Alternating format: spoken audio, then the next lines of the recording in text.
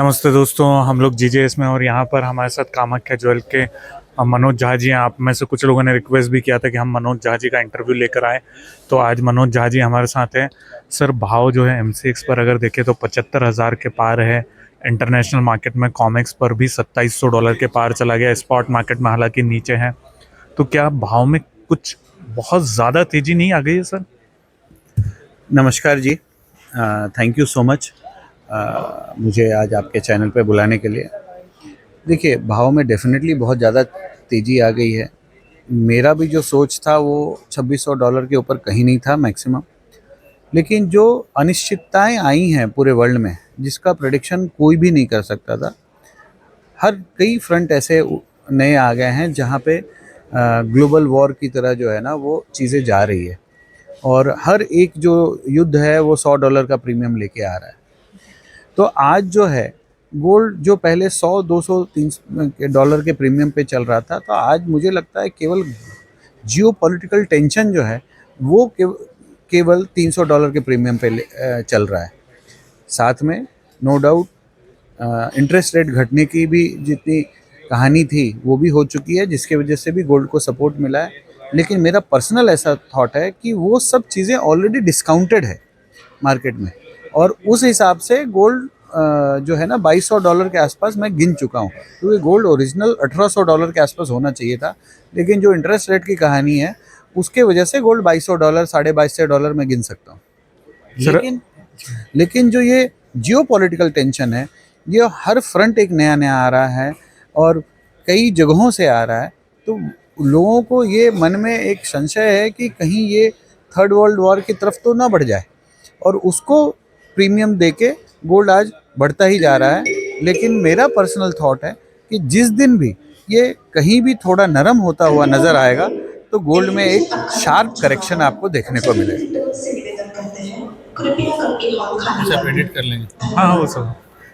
तो सर, अगर हम बात करें करेक्शन आप देख रहे हैं तो कितना आएगा, क्योंकि मार्केट में अब भाव इतना ज़्यादा हो चुका है और बहुत सारे लोग जो है हमें कमेंट में लिखते हैं कि हमने सेल करके रखा हुआ है। कुछ लोगों ने 68 से ही सेल करके रखा हुआ है। खैर, हम कोई ट्रेडिंग नहीं करते हैं, पर बहुत सारे लोग कमेंट में लिखते हैं। तो वहाँ पर आप कितनी गिरावट देख रहे हैं, अगर आती है सर तो? देखिए, गोल्ड एक कमोडिटी है, और आपको एक चीज़ याद होगा, कमोडिटी में जब गिरता है बहुत बड़ा गिरता है, एलिवेटर के साथ गिरता है।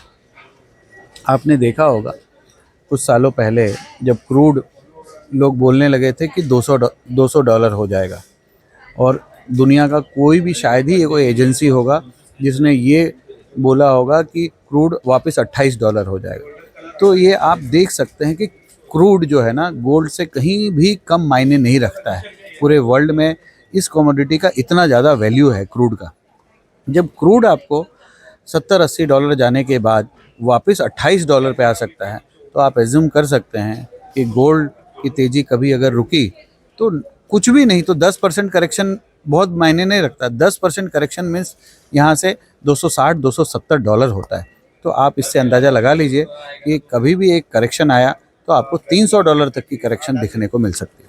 भारतीय बाजार में कितना हो सकता है सर, क्योंकि अभी 75,000 के ऊपर है, तो वहाँ पर कितना आ सकता है? थोड़ी देर पहले आपने बोला कुछ लोग 68,000 के ऊपर भी अपना जो है भाव रखे हुए हैं।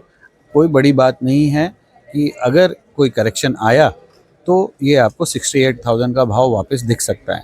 एक और भी लेकिन बड़ी बात है कि अगर इस तरह की जियोपॉलिटिकल टेंशन बढ़ रही है और कोई बड़ा हमला किसी तरह का आ जाए, तो यहाँ से 5-7% अगर गोल्ड जम भी ले ले रातों रात, तो वो भी कोई बड़ी बात नहीं है। तो ट्रेडर्स बहुत संभल के चलें। गोल्ड काफ़ी वॉलेटाइल सिचुएशन में है। अगला 6 महीना खासकर गोल्ड में बहुत ज़्यादा वॉलेटिलिटी दिखेगी, स्पेशली नवंबर महीने के आसपास जब यूएस इलेक्शंस हैं, तो बहुत ज़्यादा वॉलेटिलिटी देखने को मिलेगी।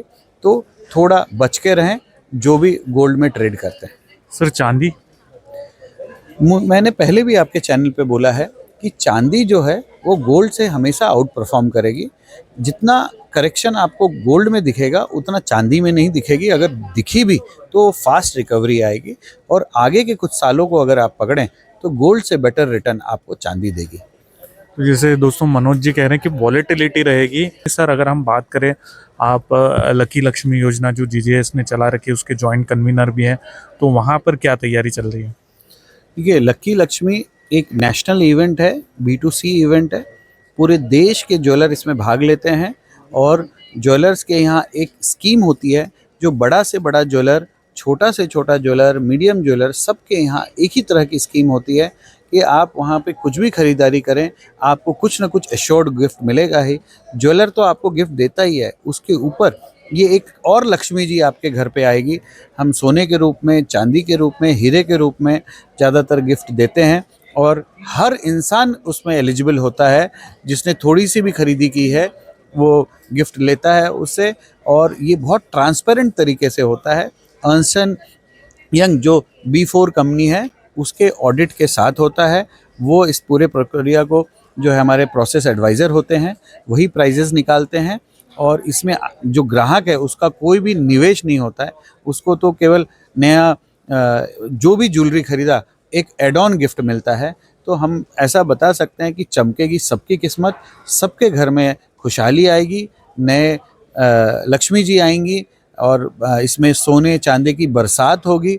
इसमें हम उम्मीद करते हैं कि कन्याकुमारी से लेके अंडमान निकोबार तक मैक्सिमम ज्वेलर इसमें जुड़ेंगे और मुझे पूरा भरोसा है कि इससे हमारे देश में जो है ना, जो जेम्स एंड ज्वेलरी का जो स्ट्रेंथ है वो यंगस्टर के पोर्टफोलियो में वो भी बढ़ेगा, क्योंकि ये एक एसेट क्लास है और एसेट क्लास अगर आपके फाइनेंशियल बैलेंस शीट में आपके अगर बढ़ता है तो लॉन्ग टर्म के लिए आपकी स्थिति मजबूत होती है, आपका बैकबोन मजबूत होता है।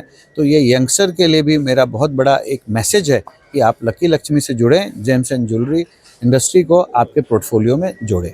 जी, आपने समय दिया अपने बिजी शेड्यूल में से, उसके लिए बहुत बहुत धन्यवाद आपका। नमस्कार।